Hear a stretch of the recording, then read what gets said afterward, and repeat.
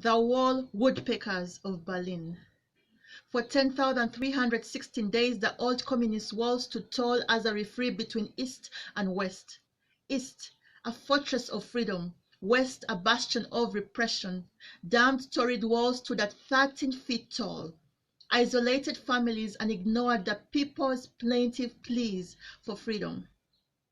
Erected in the dead of the night, a rough and ready barricade of barbed wire and cinder blocks sliced through the city and cut through neighborhoods. Lined with 302 watchtowers, escape was nearly impossible. A charred Berlin wailed, bald men blinked away tears, and some raced with bullets.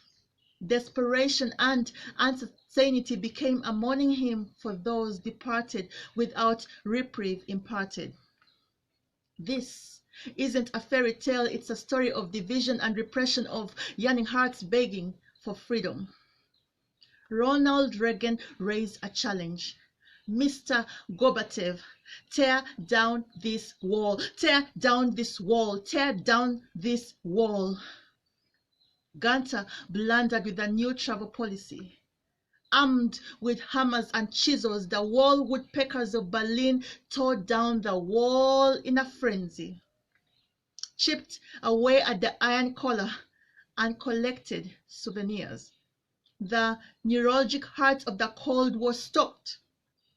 Amidst jubilation, reunited families, smiling faces, and laughter.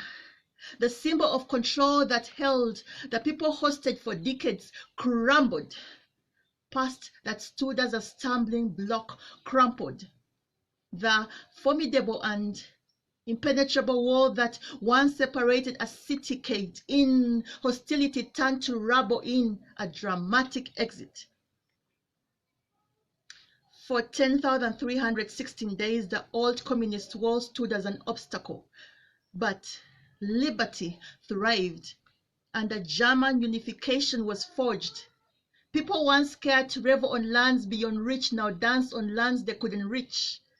Adhering to freedom's clarion call, the past is recalled with graffiti as a reminder that obstacles created to impede freedom can be broken and reduced to shards like glass.